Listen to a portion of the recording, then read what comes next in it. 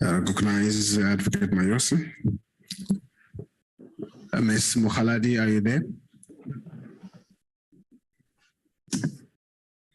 I am the chairperson. I'm here. Thank you. Welcome back. Advocate Mayosi. Thank you, Chair. Thank you. Ms. Mogaladi, before the lunch break, we had started to delve into the section of your affidavit that deals with what you call the unhealthy working environment at the PPSA, and you had taken the committee through the issue of the backlog and the setting of targets, and how when you returned from your suspension, you noted that the focus at dashboard meetings was different, and it was only about the product and when that product would be delivered. Do you remember that, right? Just before we went to lunch? Correct. And if we can start at, I think you had said this at paragraph 112 of your affidavit, you had said that the PP showed no interest in some of the factors that are relevant to target setting that you mentioned in the previous paragraph, in paragraph 111, right? Correct. Correct. Yeah.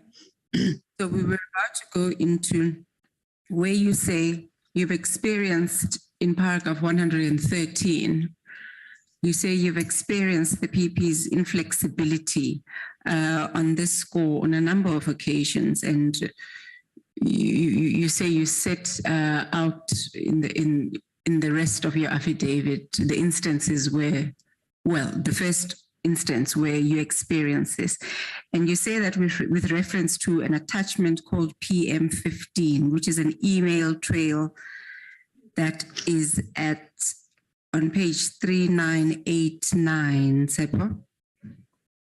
PM15 is on page 3989.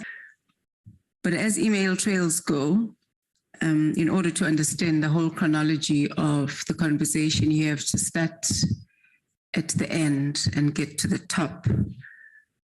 So if you could go to 3991, Sepo.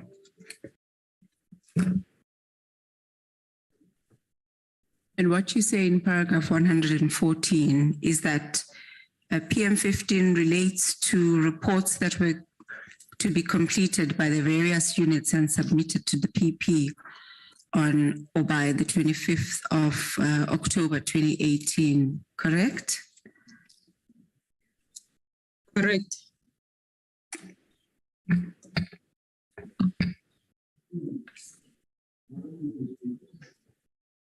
So if we go to 3991, are you there? That's where this email trail begins, basically, PM15. Go to the bottom, 3991. Are you able to recall what that email was about? It's from Ms. Ntoriseng Mutsitsi. She was the acting COO at the time, correct? Correct. And this email is dated the 24th of October 2018. So you were the executive manager at AJSD at the time, right? Correct. And Ms. Matsitsi is saying to you, as well as others, including Mr. Ndo, Lesedi, Abongile Matiba, Rodney, and so on. She's saying, dear colleagues, this is a reminder to submit your reports on the 25th of October 2018, due for media release. Do you see that? Yes, I can see that. What was the date of the media release that she was talking about? Media releases are normally planned for the end of the month. So this one, it was planned for the for the end of October, but the date was not yet confirmed. Right, so it was for the end of October, but Yes, the it was for the end of October. There So were at the very tentative. Yes, at the very latest, it would be the 31st of October, right? correct. Right. She then asked all of you to submit your reports. Please submit your reports to Ms. Puna Mogaladi tomorrow to enable her to submit them for QA. Mr. Singh's report is due on the 26th of October 2018. You see that?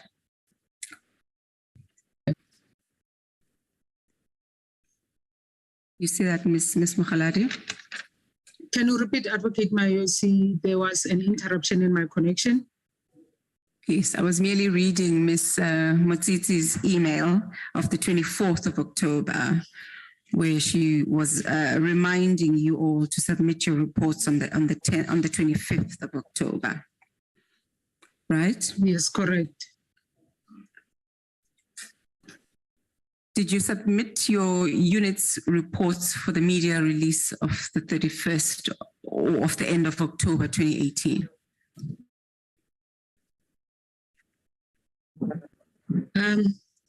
On that list, there are 2 reports that related to AJSD. I did not submit those reports, and I provided an explanation for the non-submission. All right, go up Tsepo, to 3990, which is the next. Yes. There. At the bottom of 3990.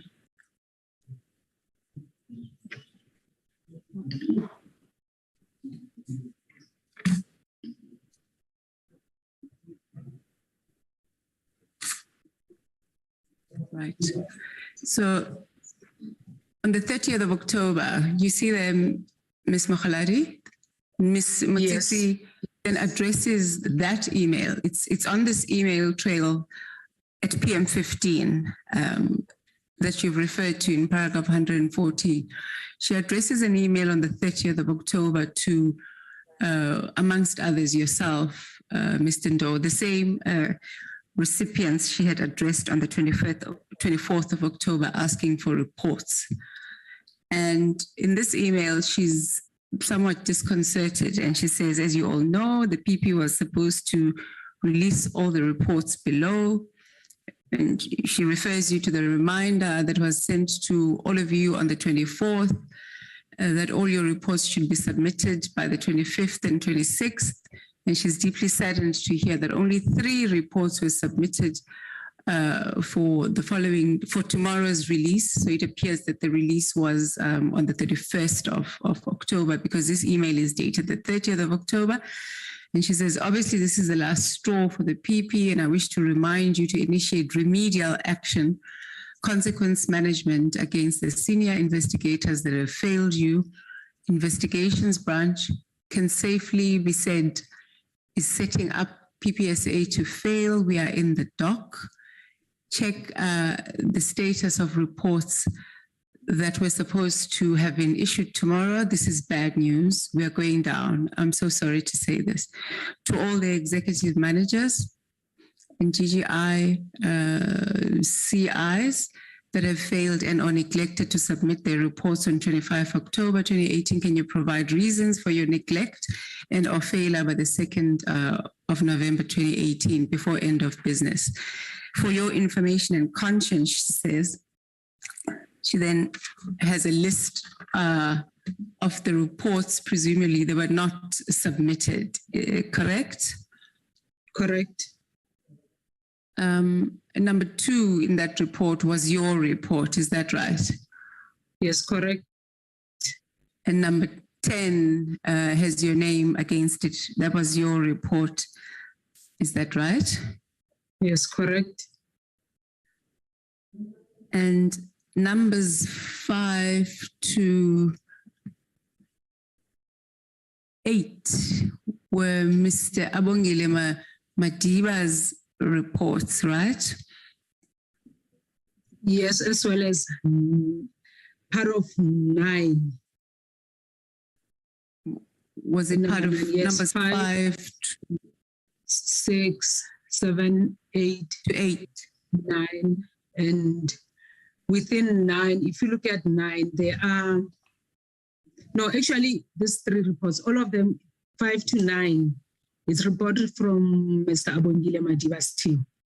5 to 9. Was he in your unit at the time? He would be in my unit a day after that from the 1st, because this email was sent on the 30th. In 2 days' time, he was going to report to me. All right.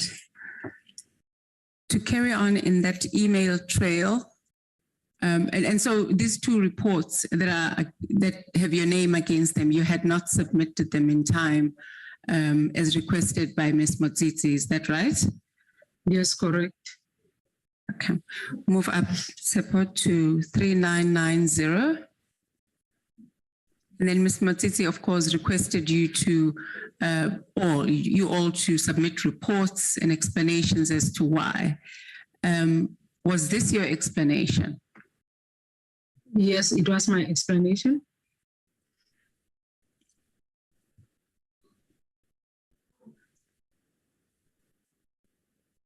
Move up. And you explained in the PEU matter what the issue was, and in the Dube matter what the issue was, right? Yes, correct. Right, move up. Support 3989 at the bottom. Yes. So on the 13th of November, Ms. Motsitsi then addresses an email to the PP. Do you see that? Yes. And she says, as discussed, please find the information received with regard to the PEU and Dube cases. I will proceed and request the latest update from Ms. Mogaladi. So there, is she forwarding to the PP the explanation that you had given her about the PEU and Dube matters earlier, correct? Yes. Move up 3989. Right, and on the same day, do you want to just tell the committee about that email? It's addressed to you, amongst others. It's addressed, well, you're copied in it. It's addressed to Ms. Motsitsi, you're copied to yourself and Mr. Vusi Mahlangu. What is the response of the PP? The response was the PP was that was a directive to Ms. Motsitsi to issue a warning letter to myself for failing to send the letter to the Minister of Justice on the Dube matter immediately after the dashboard decision. She took 2 months to do that. And on the PEU matter, the PP stated that the matter had been pending since 2017. She said, if you check the task team list, you will see how many times the goalpost or target was shifted. Right. If you go to the top, Tsepo, Ms. Motsitsi then responded and said to the PP that the contents are noted and told her that the Mbalula file and the Commissioner of Police file are en route to her office, if not there yet. Do you see that? Yes, I can see that.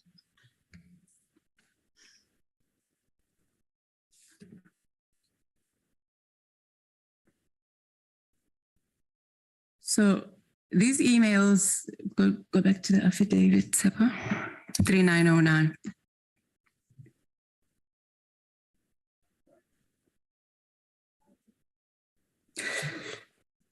So just explain the context in which these emails occurred and the PP's instruction occurred. You do allude to it in paragraph 116, where you say, this happened just after you'd taken over the additional portfolio of acting EM. Can you just explain to the committee the pressures that you say you were under at the time?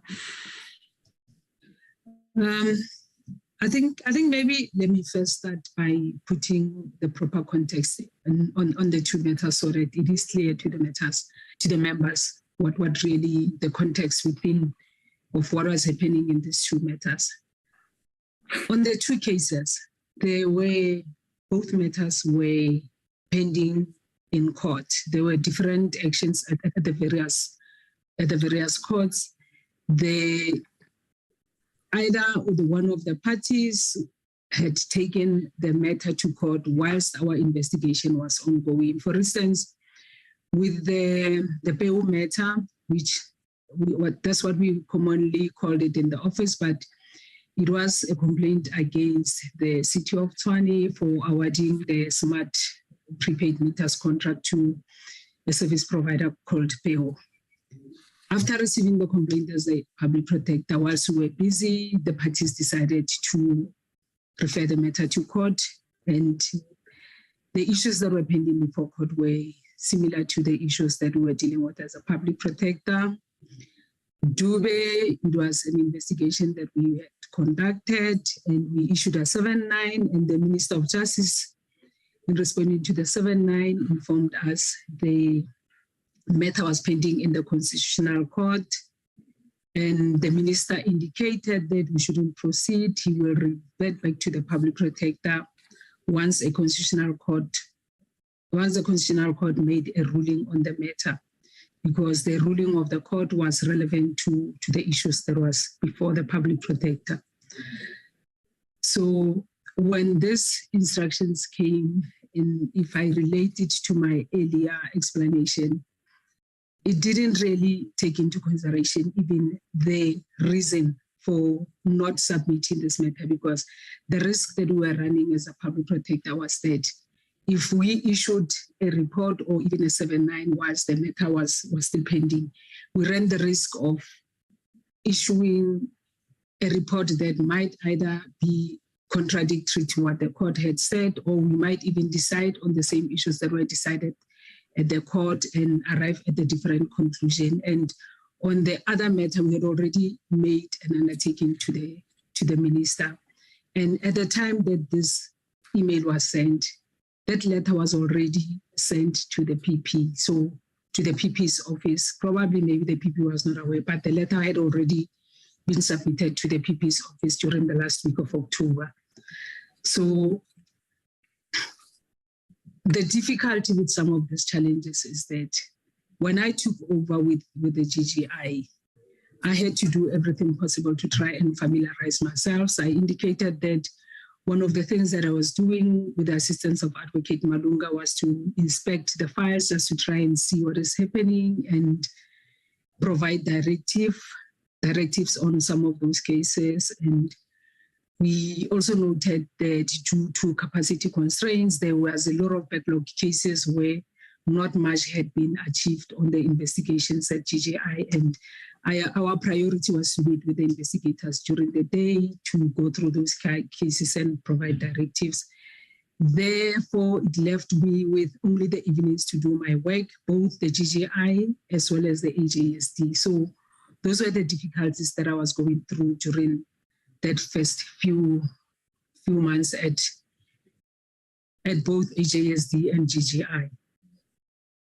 And you say in paragraph 19, on the 16th of November, you then addressed an explanatory email to the PP setting out your challenges that you'd experienced in one of these matters, correct? Yes, correct. Let's go to 3994.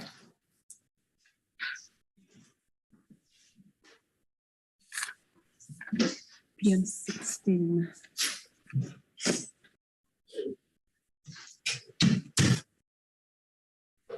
But go to 3994.